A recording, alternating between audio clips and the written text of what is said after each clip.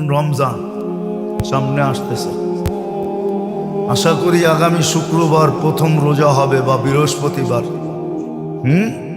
বৃহস্পতিবারে না হলে তো শুক্রবারে প্রথম রোজা হবেই হবে। আগামী শুক্রবার আমরা জুমা পড়ব রোজার ভিতরে। হ্যাঁ, মোমেনের তো খুশিতে, এই উম্মতের তো খুশিতে বাগ বাগ হয়ে যাওয়া উচিত। যেমন এয়ারপোর্টে যায় বয়ে থাকে না, হ্যাঁ, প্লেন ডিলে হইলেও খারাপ লাগে না, ঠিক না? বাইর হইতে দেরি হইলেও খারাপ লাগে না। কেন? ছেলে আসতেছে, ঠিক না? বাবা আসতেছে, ঠিক না? স্বামী আসতেছে, ঠিক না? ভাই আসতেছে, ঠিক না? আপনজন আসতেছে, ঠিক না? প্রবাস থেকে আসতেছে, ঠিক না? লাগেজ সাগেজ নিয়ে আসবো এই জন্য, ঠিক না? কি হ্যাঁ, আরো দাঁড়ায় দাঁড়ায় বলে আমগো কষ্ট কি, ওর কষ্ট তো আরো বেশি। ও তো 8 ঘন্টা 10 ঘন্টা 14 ঘন্টা 18 ঘন্টা সফর করে আসতেছে। হায়, ওর কষ্ট জানি কত হইতেছে। বাইরের লোকগুলা কি কয়, চা খায় আর কয় আমগো আর কি কষ্ট। আমরা তো দেশের ভিতরে থেকেই এয়ারপোর্টে দাঁড়ায় আছি, ঠিক না? হয়তো 14 ঘন্টা, আমেরিকাতে আসতে হলে 18 19 21 ঘন্টা লাগে। বরং ওর দুঃখের আলোচনা করতে থাকে, ঠিক না? আর এয়ারপোর্টে কি করতে থাকে? অপেক্ষা করতে থাকে, ঠিক না? আমরাও যদি রমজান বসতাম তাহলে অপেক্ষা করতাম। কসম, এই উম্মত তো রমজান বোঝে নাই। আমরাও আপনাদেরকে বুঝাইতে পারি নাই। আমাদের কাছেও বুঝানোর মতো ভাষা নাই, বুঝানোর মতো টেকনিক নাই, বুঝানোর মতো টেকনিক আমাদের কাছে নাই। হয়তো যদি আল্লাহ দিতেন ইন্না মিনাল বায়ান ইলা সাহরা, এটা যদি দিতেন। ছিল, এরকম লোক ছিল। আমি কয়েকদিন আগেই পড়তেছিলাম, আতাউল্লাহ শাহ বুখারী রহমতুল্লাহ আলাইহি ছিলেন। উনি ওনার যুগে বোম্বাই, তখন এই পুরাটা এক ছিল। বোম্বাই ইউনিভার্সিটিতে উনি বয়ান করতেছিলেন এশারের পরে। ফজরের আজান পর্যন্ত বয়ান করছেন। সবাই ওইখানে উল্লেখযোগ্য লোকেরা লেখছে যে আমাদের খবরই হয় না যে ফজর কখন হয়ে গেল।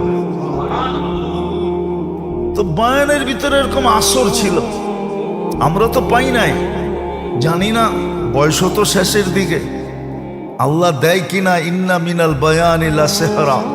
আরে আমিন বলেন না। আপনারও তো দেখা যায় বখিল কম না। হ্যাঁ, আসলে সমাজ খারাপ হয় কখন জানেন? কয়ে ফেলবো, অসুবিধা নাই তো। বখিলদের হাতে যখন মাল চলে যায় তখন সমাজের বেড়া গরক হয়ে যায়। বখিলদের হাতে যখন মাল চলে যায়, মাল যখন বখিলদের হাতে যায়, কিতাবের লেখা, আমার লেখা না, আল্লাহ রসুল বলে গেছে, আমি বলি নাই। বখিলদের হাতে যখন মাল চলে যায় তো সমাজের বেড়া গরক হয়ে যায়, সমাজ ব্যবস্থা তখন ভাঙ্গা পড়ে। মাল যখন বখিলদের হাতে চলে যায়, আর মাল যখন সখীদের হাতে থাকে তখন সমাজ ব্যবস্থা, মানুষ গরিব হইতে পারে কিন্তু সমাজ ব্যবস্থা A to Z থাকে, A to Z থাকে, ভাঙ্গা পড়ে না। যেমন আজকে সমাজ ব্যবস্থা ভাঙ্গা পড়ছে। মাল সব এক শ্রেণীর লোকেদের হাতে চলে গেছে, যারা ছাড়তে চায় না, আরো বাড়াইতে চায়। বকিলদের হাতে চলে গেছে। উদাহরণ দিলে দেওয়া যায় কিন্তু সময় অনেক লম্বা হয়ে যাবে। হাতেম তাই একদিন বাহির হয়েছে, তো ঘুরতে ঘুরতে ঘুরতে ঘুরতে রসদ শেষ হয়ে গেছে। এক বাড়িতে গেছে, যে পরিচয় দিছে আমি হাতেম তাই। তো ওই বেটা ছিল গরিব, 2টা বকরির মালিক ছিল। কয়টা? তো খুশির ঠেলায় 2টা জব করে খাওয়া হয়েছে। খায়াটায় যখন হাতেম তাই ফিরতে ছিল, তোর জন্য 400 বকরি দিলাম তোকে, 400 বকরি। তো সঙ্গীরা বলতেছিল, সঙ্গীরা তো বকিল ছিল কি, কিন্তু হাতেম তাই তো বকিল ছিল না। দম তো সখীর হাতে ছিল। তো সে কয় বেটা আমি বড় দাতা না, এই বেটায় বড় দাতা। কয় কি কইরা? কয় আমার তো 4 লক্ষ আছে, এটার ভিতর থেকে আমি 400 দিছি, ওর তো ছিলই 2টা, ও তো পুরা দোনোটা আমারে খাওয়ায় দিছে, তো ও তো আমার চেয়ে বড় দাতা। ধন যখন দাতাদের হাতে যায়, সখীদের হাতে, তখন সমাজ ব্যবস্থা ঠিক থাকে, মানুষ তখন আর নির্যাতিত হয় না, নিষ্পেষিত হয় না।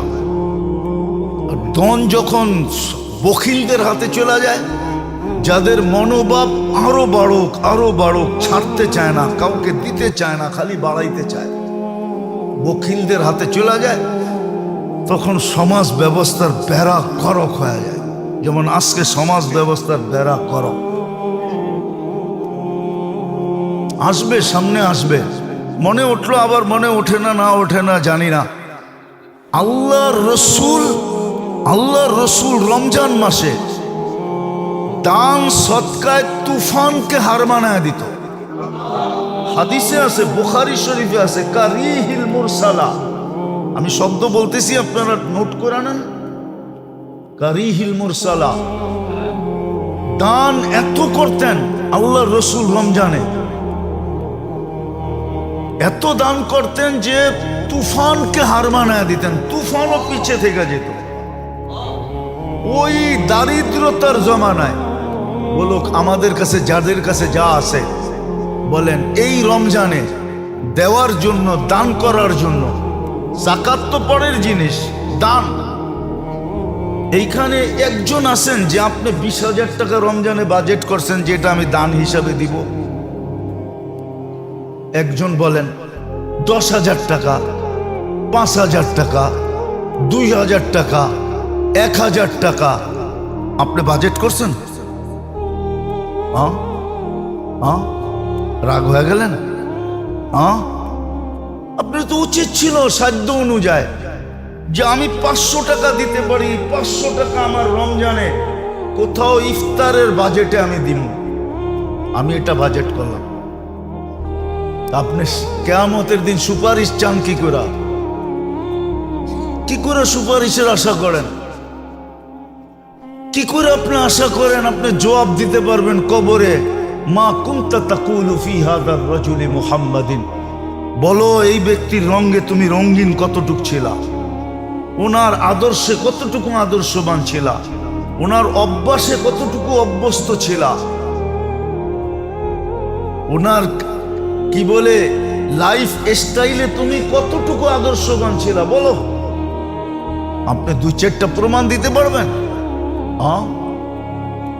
রাগ হয় না মেরে দোস্ত, এটাই বুঝাইতেছিলাম। বড় সুযোগ আসতেছে,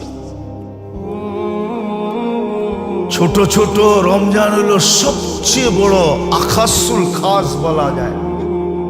এক রমজান দিয়া হাজারো বৎসর যদি উম্মত বেঁচে থাকে, হাজারো বৎসরের রিকভারি, পরিপূরক, হাজারো বৎসরের ঘাটতি এক রমজান দিয়া পুরা করা যায়।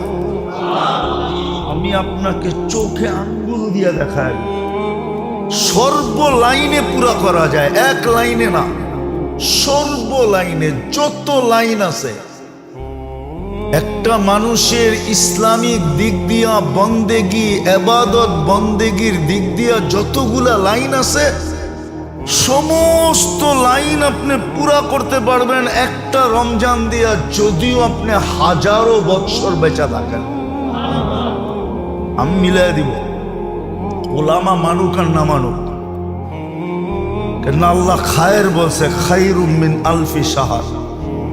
আর খায়েরের ব্যাপারে আল্লাহ নিজে বলছে, ওয়ালি খায়রি লা নিহায়া, আমার মঙ্গলের কোনো সীমা রেখা নাই। কিন্তু আপনি বাজেট করছেন, আপনি প্রস্তুতি নিতেছেন। মুআসাতের সহযোগিতা, সহমর্মিতার মাস তো আসতেছে। কে কে নিয়ত করছে যে আমি সহমর্মিতা দেখাবো, সহমর্মিতা দেখাবো? কোন মালিক নিয়ত করে ফেলছে যে এইবার আমি চাকরের সাথে, কর্মচারীর সাথে সহমর্মিতা দেখাবো? পরিশ্রম কমায়া দিব? একজনও তো নাই। আল্লাহ আমাদেরকে বুঝার তৌফিক দান করে। আল্লাহ চায় বিদায়ী এই সুযোগগুলা নিজে নিজে করে দিছেন, নাইলে এই সুযোগগুলা করে দেওয়ার কোনো দরকার ছিল না। হ্যাঁ, আছে আমাদের সমাজে, উদাহরণ দিলে দেওয়া যাবে। কার ধাক্কা দিয়া বাহির করে দিয়া বলে তোরটা তুই কইরা খা,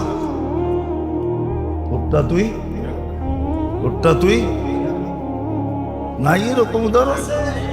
হ্যাঁ, দুই একটা আছে। মুসলিম জগৎ ছাড়া সারা জগতে এই উদাহরণই। 18 বছর হইতে দেরি, মা বাবা পুলিশ স্টেশনে দৌড়াইতে দেরি করে না। প্রথম যে মা বাবা লেখায় আমার সন্তান 18 বছর হয়ে গেছে, আমাদের দায় দায়িত্ব শেষ, যা করব ওর কান্দে পড়ব, পুলিশ আমাদের কাছে আইসো না যে সন্তান আমার বইলে আমারে ধরে রয়ে যাবা না। 18 বছর হয়ে গেছে, আমাকে দায় দায়িত্ব শেষ। যা মা বাবা সিগনেচার করে পুলিশ স্টেশনে দিয়ে আসে। আবার সন্তানও যে পুলিশ স্টেশনে বলে আমার 18 বছর হয়ে গেছে, আমি স্বাধীন, আমার ব্যক্তিগত ফ্রিডম, আমি মা বাবার অধীন না। সারা দুনিয়াতেই তো এই রুলস, খালি মুসলমান ছাড়া। মুসলমানের ভিতরও হাজারো লক্ষ আছে বলে তোরটা তুই ওইরা খা। আল্লাহ এরকম বলে দিতে পারতেন, কিন্তু না। ওই যে বললাম না, মানুষ বানায়া, মুসলমান বানায়া, উম্মতে মুহাম্মদী বানায়া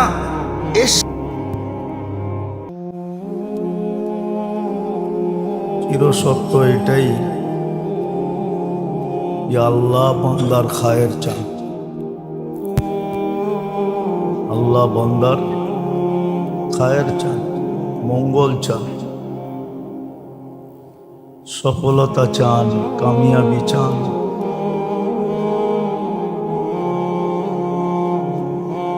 যদি বান্দার মঙ্গল আল্লাহ না চাইতেন আর কামিয়াবি না চাইতেন, সফলতা না চাইতেন, দুনিয়ার সফলতা না, চিরদিনের সফলতা। দুনিয়ায় তো সবাইকে একভাবে রাখা ছোট জায়গা হিসাবে সম্ভব না, তাহলে দুনিয়ার নিজাম চলবে না। সবাই যদি এক লেভেলের হয় তো দুনিয়ার সিস্টেম ভাঙা পড়বে, কেউ কাউকে মানবে না। আর এখানে 60-70 বছর, এটাও যুক্তিসঙ্গত।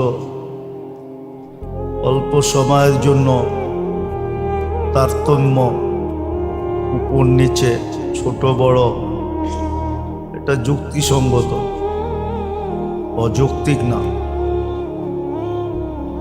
সিস্টেমকে ঠিক রাখার জন্য ইউফাদ্দিলুল্লাহু বা'দুহুম আলা বা'দ,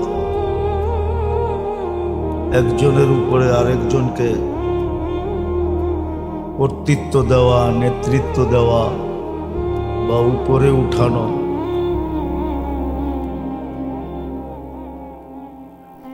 আবার এই দুনিয়ার উপর নিচের ভিতরেও একটা হিকমত আছে, আল্লাহর বিরাট বড় ইহসান।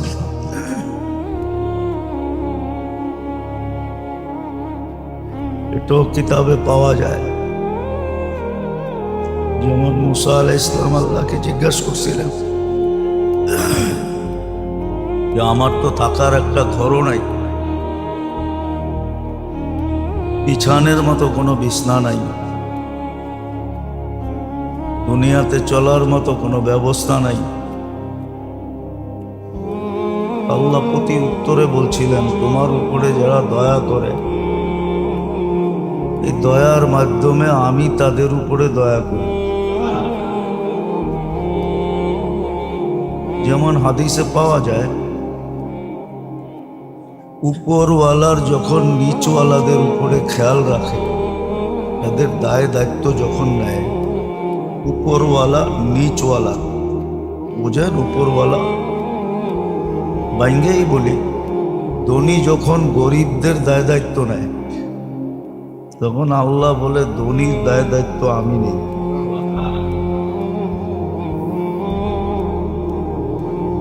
হ্যাঁ, এটাই সিস্টেম।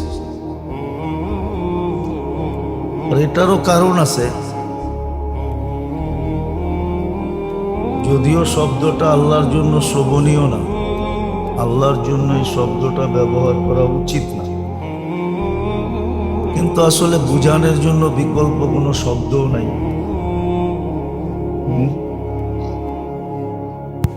আল্লাহ তো বলে যে মানুষ তো আমি নিজের ইচ্ছায় বানাইছি। মানুষ যদি আল্লাহ আমাদেরকে নিজের ইচ্ছায় না বানাইতেন তাহলে দায় দায়িত্ব হিসাব কিতাব কোনো প্রশ্নই ছিল না। কোনো সৃষ্টির দায় দায়িত্ব আল্লাহ নেন নাই। যেটাকে আসল দায় দায়িত্ব বলে, দায় দায়িত্ব নিলেও মানুষের কারণে নিছেন। মানুষ না থাকলে এটির দরকার ছিল না, না সমগ্র সৃষ্টি মানুষের প্রয়োজনে লাগে।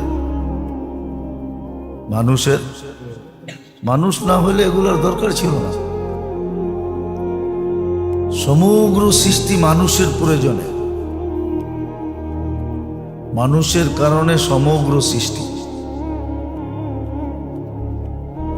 মানুষ আসে বিদায় রাত দিনের দরকার হয়, মানুষ আসে বিদায় ঋতুর দরকার হয়, মানুষ আসে বিদায় সূর্য উঠতে হয় ডুবতে হয়, চাঁদ ছোট হইতে হয় আবার বড় হইতে হয়।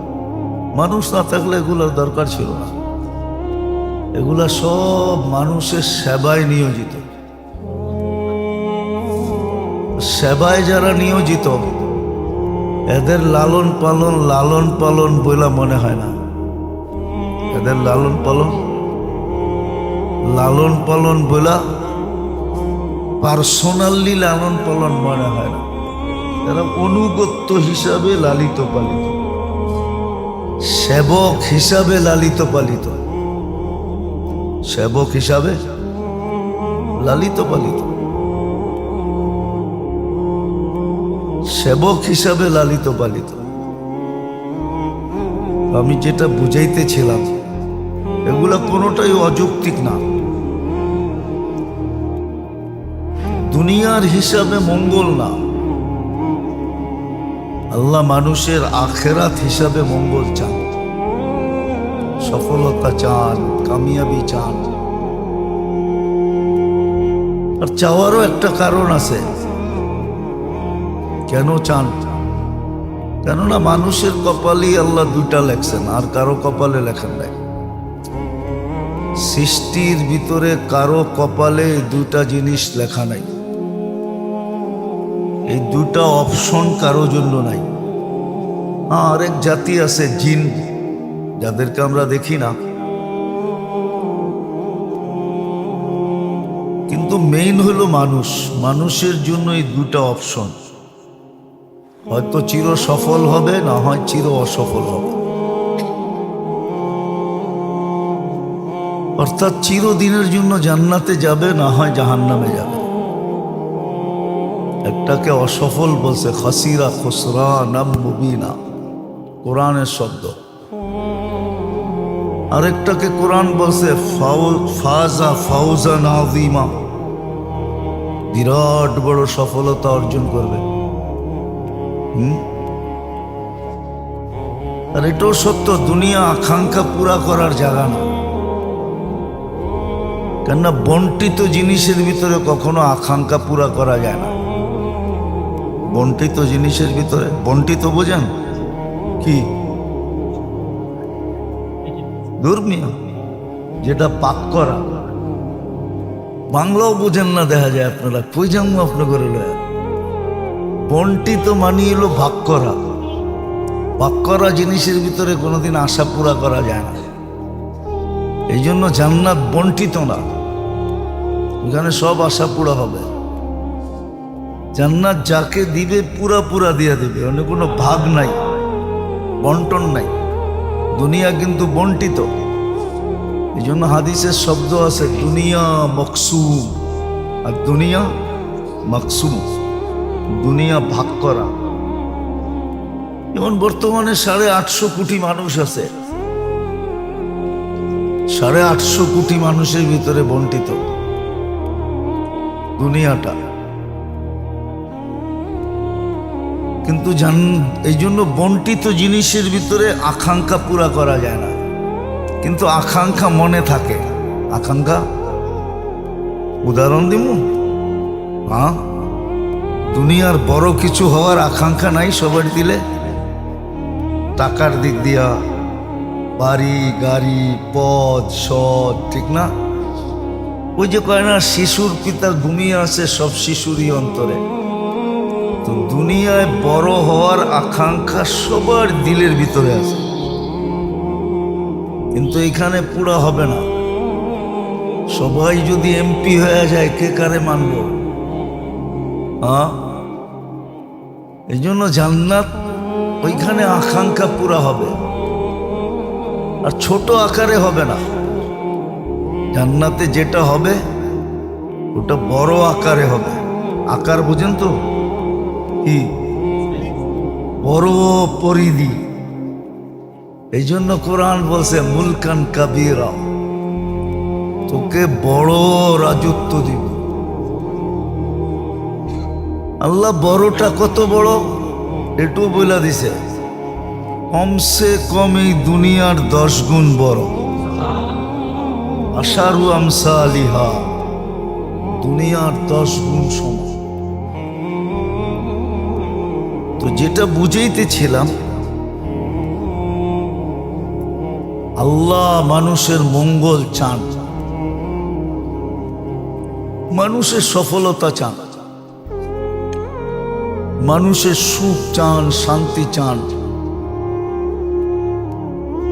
মা বাবা সন্তানের জন্য কতটুকু ব্যথিত হয়, হইলে এই দুনিয়া সামনে নেওয়া হয়।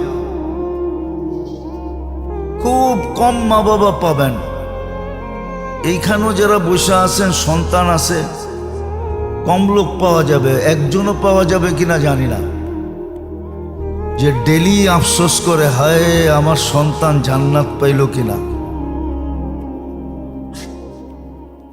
এরকম আফসোস শুধু একজনও এখানে করে কিনা জানি না। করেন? একজনও নাই এখানে। সারা দেশে খুঁজলে পাওয়া যাবে কিনা সন্দেহ আছে, যে ডেলি চিন্তা করে আমার সন্তান আখেরাত পাইল কিনা, জান্নাত পাইল কিনা। কিন্তু ডেলি শতবার আফসোস করে আমার সন্তান দুনিয়ায় কিছু হইল কিনা, এটা নিয়ে ডেলি আফসোস করে, যে বিরাট বড় একটা পদ পাইল কিনা, বড় একটা চাকরি পাইল কিনা, বড় ধরনের শিক্ষিত হইল কিনা।